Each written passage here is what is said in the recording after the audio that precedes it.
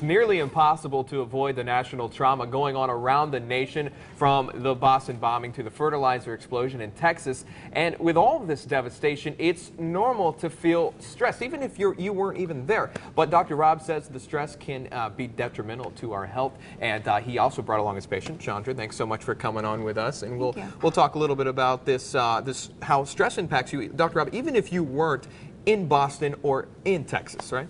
You didn't have to be in one of those locations to feel the impact of the absolute helplessness and horror and just fear at seeing these very tragic events that have occurred in our nation.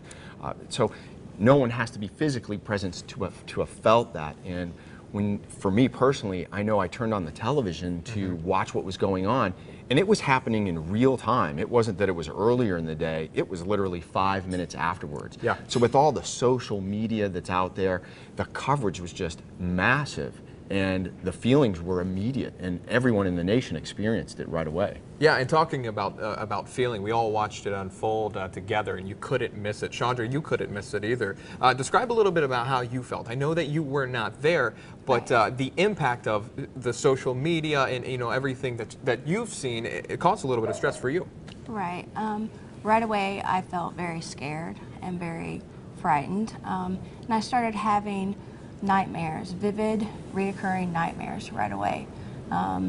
I work a lot in the community with my children and a lot of sporting events and stuff like that, and I just kept feeling like this could happen. This could happen right here, and I just kept thinking, what if this happened? And I was scared to go out and afraid, what if something happened, and I was very frightened. Yeah, Dr. Rob, what she's describing, these are some symptoms, right? These are very common symptoms in acute stress syndrome. And we see this after people experience a horrifying event, car crash, house fires, bombings, explosions like the fertilizer plant. Yeah. And so these kind of symptoms, it can make people feel very much on edge. And as they're going through their daily life, they start to feel very startled. They start to isolate themselves. And Chandra mentioned how she kind of felt fearful and wanted to stay home. And then when they do get out in public, they start to feel very hyper vigilant, like very aware of their surroundings because, geez, could this happen here?